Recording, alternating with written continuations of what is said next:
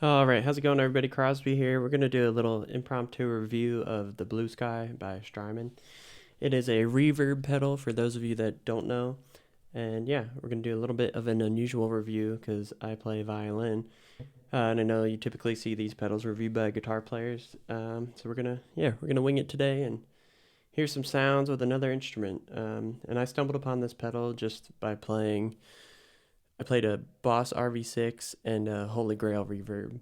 And then I played this. This was on my guitar player's pedal board, and I plugged into it, and it's one of the most natural sounding reverbs I've heard for violin. But yeah, enough chatting. Let's see what kind of sounds we can get out of it. And we're going to start just in the middle. First, I'm going to play a dry signal, little melody, and then hear what it sounds like and play around from there.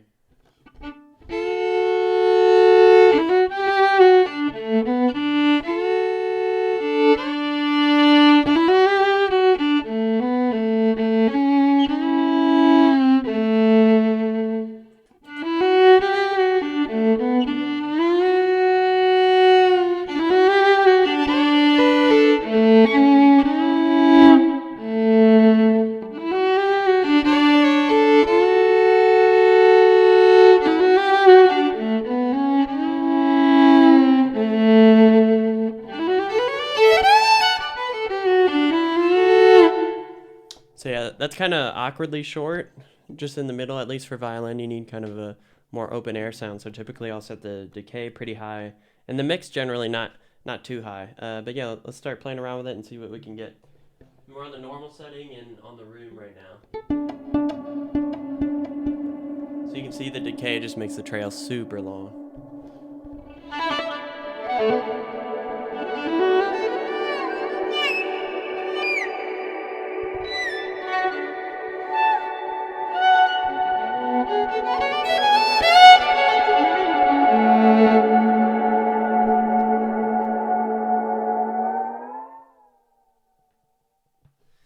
Gets a little crazy up there. Let's try it kind of high on the decay knob and with the mix a little bit more intense. Let's get some more reverb on there. Make it a little thicker. So this is going to be even more intense.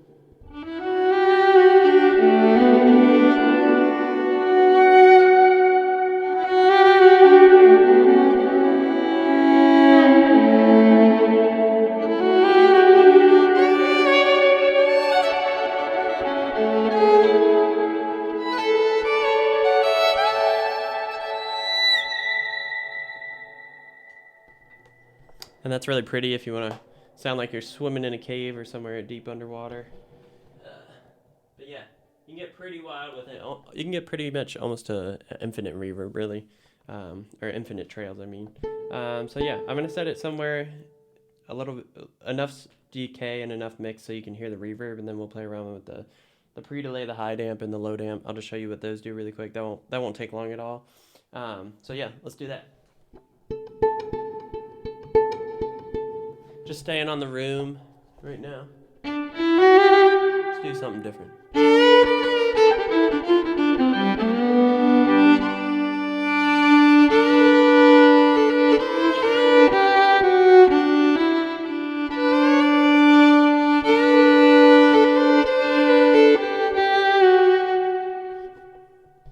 Okay. We'll start with the low damp. Let's go left to right. Low damp, pretty much when it's to the right, it enhances the low end frequency, so the reverb is going to sound a little bit more boomy. And when you roll it all the way to the left, it dampens the lows. So yeah, a little bit more of a clear signal. Yeah, so if you're finding it's a bit muddy, you might want to roll off the low damp. So let's check it out. Crank that puppy.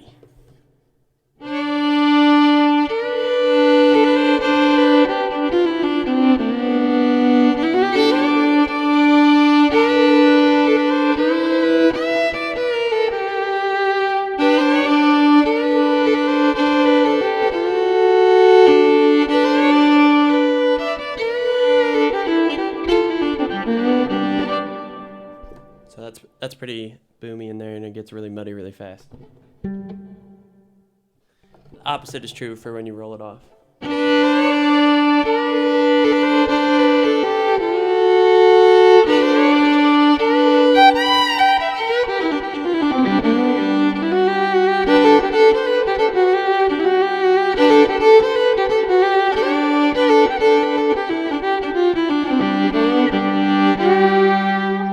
So that could leave you desiring a little bit more bass.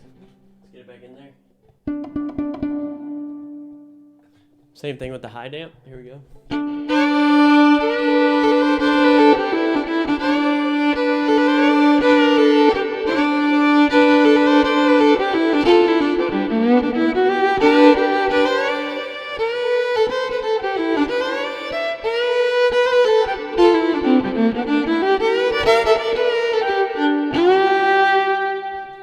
A little bit bright.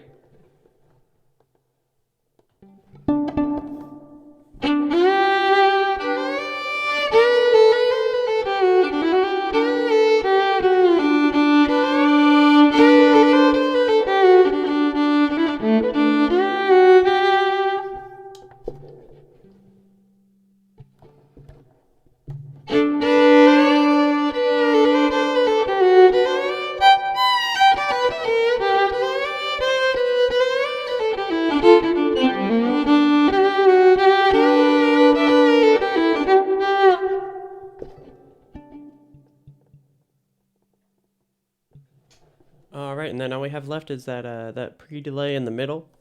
I'm not going to go over any of the secret menu options. They do have that, and I've never really looked how to access it, but we're only going over the basics of the pedal today, keeping it simple. So the pre-delay knob in the middle section, what that does is it makes, when you turn it to the right, it makes the reverb signal come in later than your original signal. So you'll hear it in the middle how we're playing, and it's kind of right there along with our original signal. Here, check it out when we turn it up. It's gonna come in a lot later.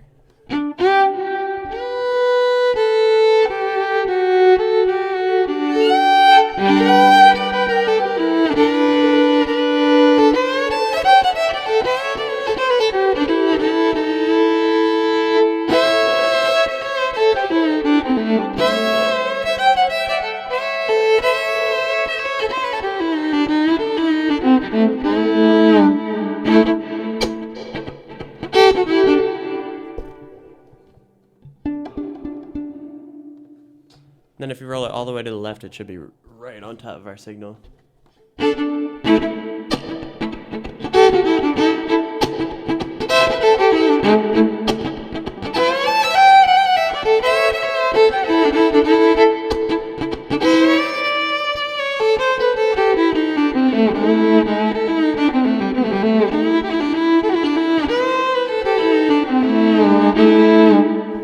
So you're probably gonna want it at a setting like that if you're doing any chopping or anything rhythmic, because when that pre-delay is cranked up, you don't really know when it's coming in. But it is a great effect if you kind of want a delay and a reverb. You can kind of get there by cranking that pre-delay knob up. But me personally, I kind of leave it in the middle. So yeah, went over the low damp, high damp, pre-delay. Y'all know what that does now. And let's just go through the mod and what's the other one? And the shimmer. The shimmer's pretty cool. I pretty much keep it on room and normal to get the most natural sound with the violin. But yeah, let's rock through them, and I'll keep the mix and the decay up a good bit so y'all can hear what they sound like. And here we go. Let's do the mod first. Actually, scratch that. I'm going to keep it on norm on the left side, and we'll just go through the differences of plate, spring, and room. Let's see what those sound like. So just for our bass line, I'm going to start on the room again. That's what we've been on the whole time.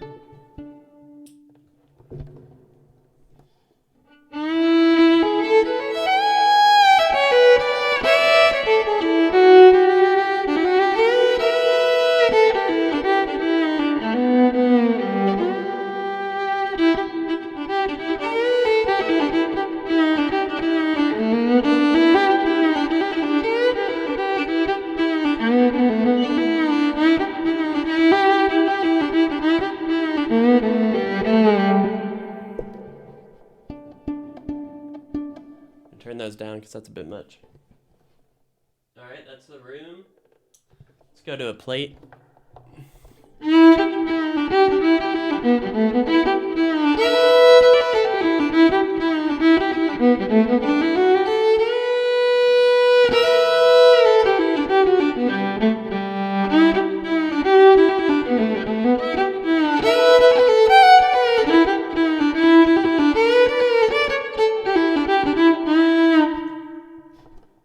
Sounds a little bit brighter to me and a little less smooth.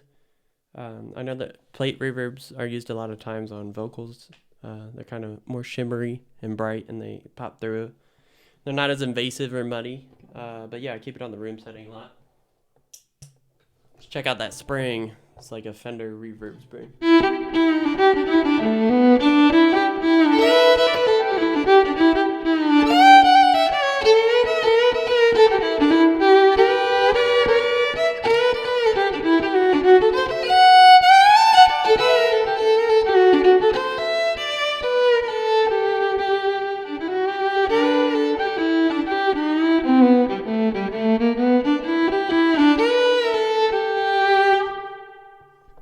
So you can hear that's kind of bouncy. It does a pretty good emulation of an actual guitar amp spring in there.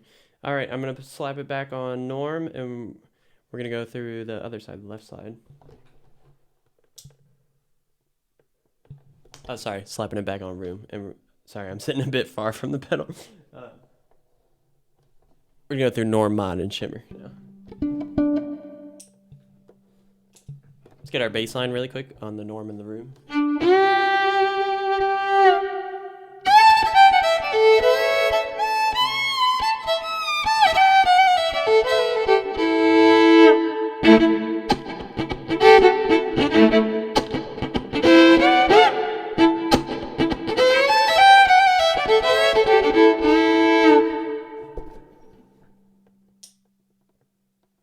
Let's go mod.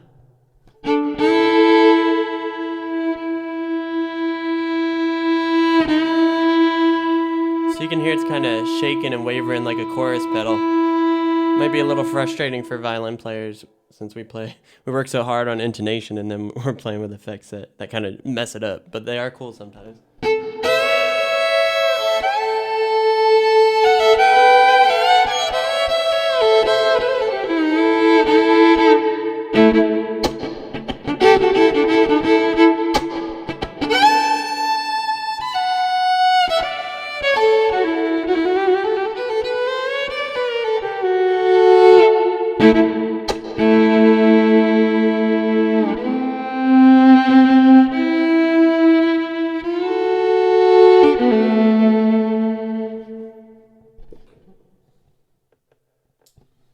Last but not least, the shimmer setting.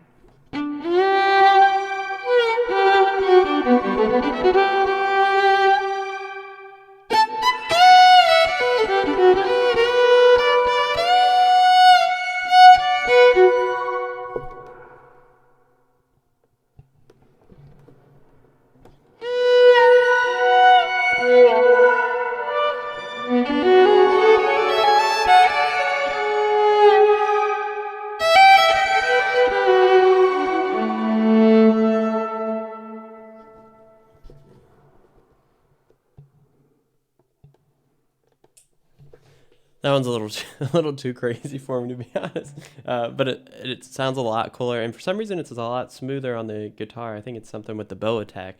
Makes it a little more pronounced on the violin. But yeah, that's pretty much all the settings. Oh, whoops. It's pretty much all the settings we got on the Bluesky. And there's this favorite pedal, which is pretty cool. So I'll show you how that works. So if you find a setting that is your favorite, like say I'm on this room setting here. Let's get a good one. Maybe one that's good for plucking.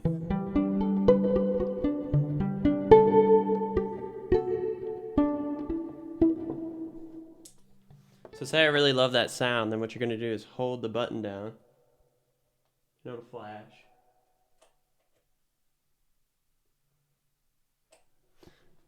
And it'll pop up like that, and that means that setting is saved there. So no matter where you go on the pedal, so say you're on some weird shimmer setting,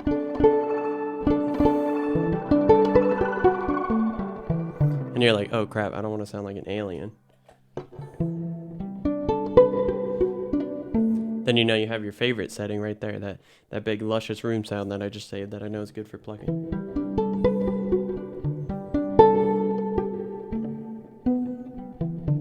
So it's really nice because you can be anywhere, dial in a reverb somewhere else on the pedal, and then you kind of have two reverbs at hand all the time. Let me see if I forgot anything, but that's pretty much it.